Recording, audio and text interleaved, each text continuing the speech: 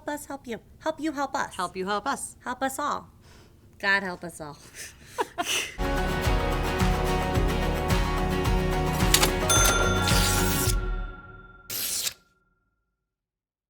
Welcome to another episode of The Shred! Woo! We are here to tear GovCon a new one. I'm your host, Lisa Shea Mundt. I'm Amber Hart. We are the pulse of GovCon. And today's episode is brought to you by our sponsor, ICF. Our episode today is about how to leverage government affairs without leveraging lobbyists. So now, why does this matter?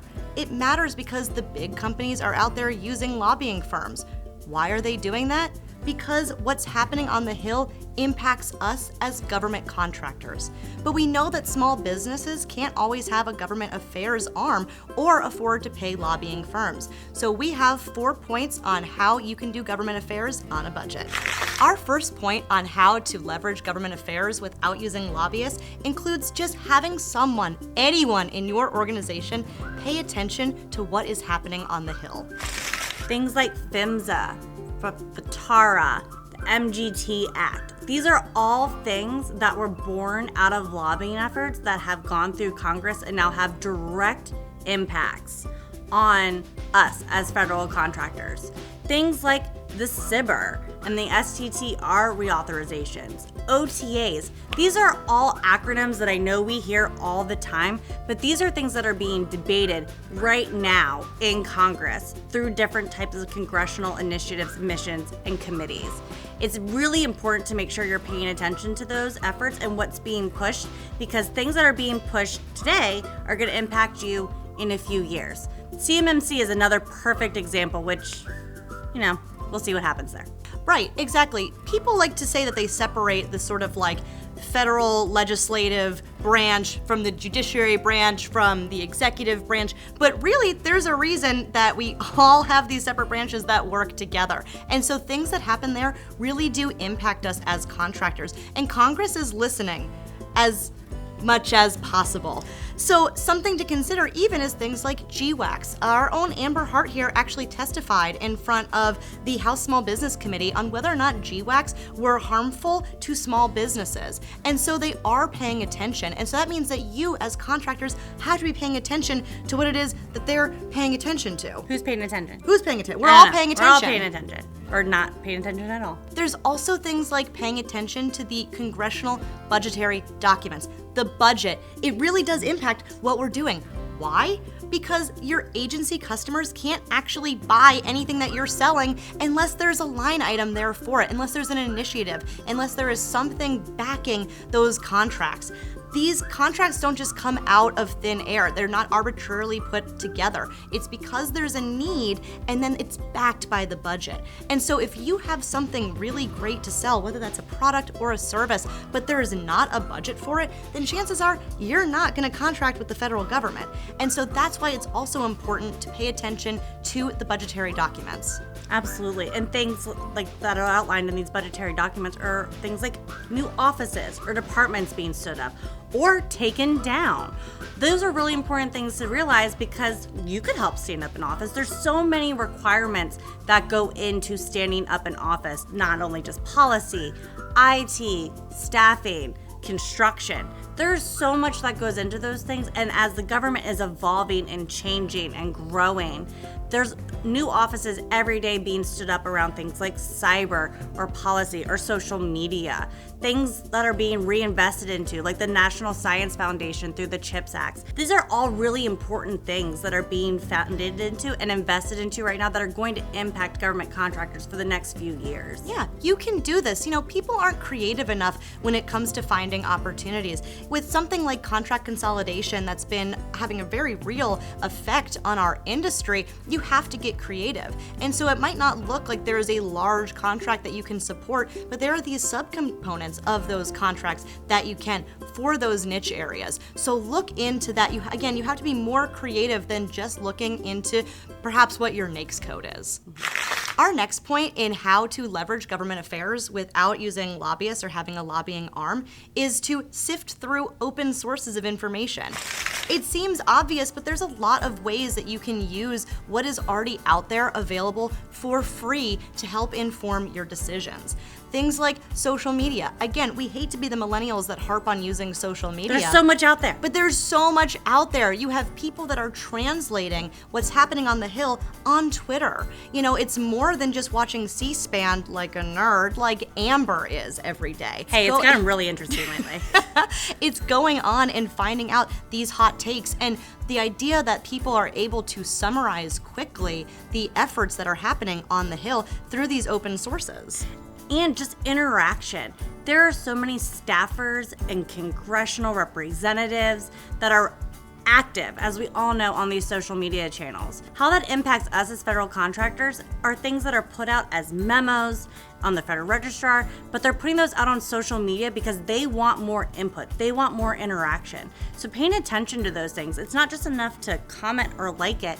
Go and then respond to it. I know we're going to touch on that in another point later, but those are where those things are put out. If you don't have the time to monitor things like that, just scrolling through your social media or making sure you're following representatives that are sitting on committees that you care about, that are impacting your business.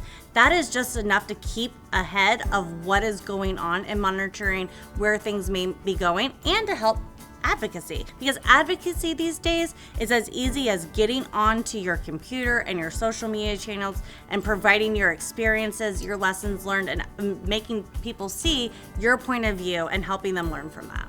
And I hate to use a cliche, but hit like and subscribe. You can actually subscribe to congressional committees' weekly emails where they put all of this information in a nice bite-sized format and send it to your inbox. So there's really not a lot of excuses here. No, there's so much out there, and there's also people that do things like us on the congressional side. A really good one is First Branch Forecast, which was created to help aggregate all of this information into more understandable context on the congressional side.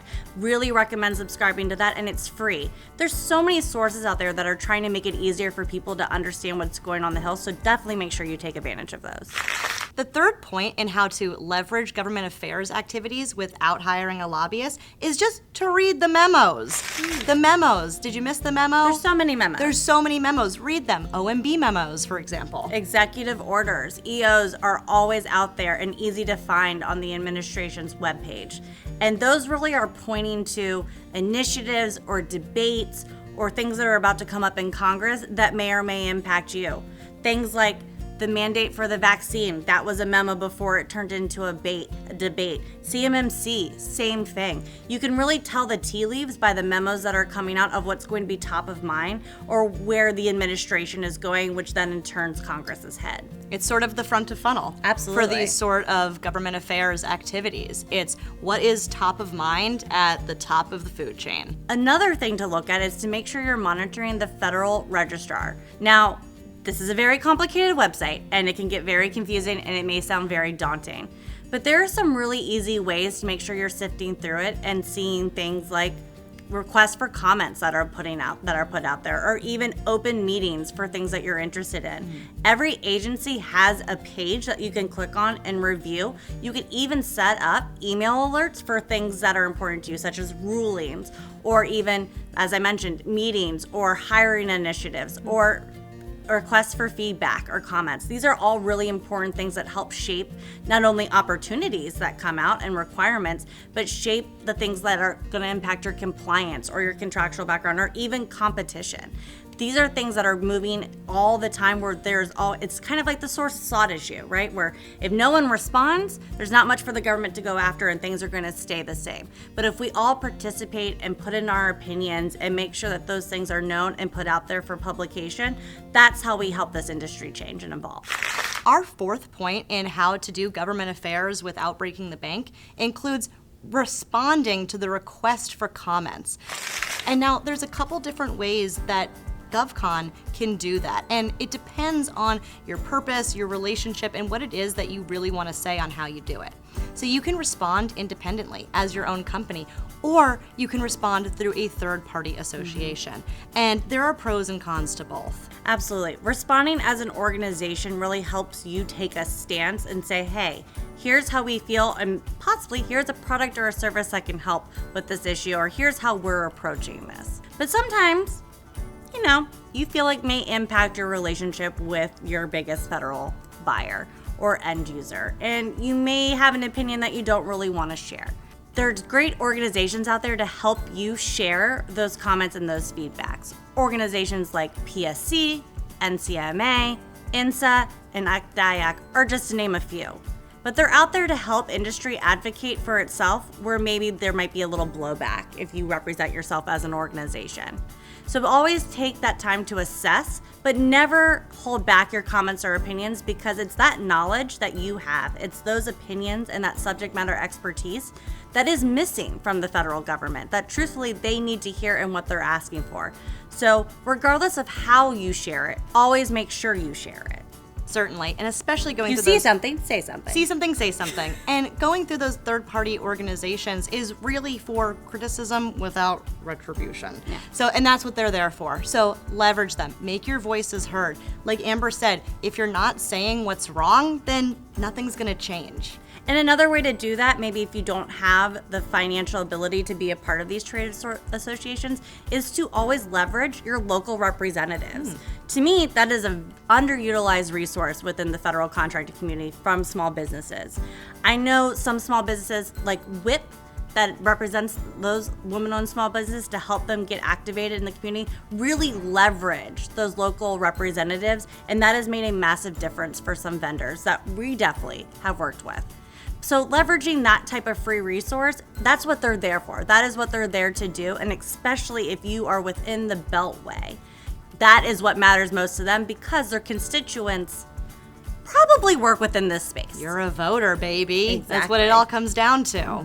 Now, where do you find this request for commentary? It can be in a couple different places, including SAM.gov and the Federal Registrar. So you have to have somebody in your organization monitoring these sources, because it could be in one place, it could be in both, it could be in either. So make sure that you're checking out where they are. Absolutely. And something that I do is I actually set up Google Alerts.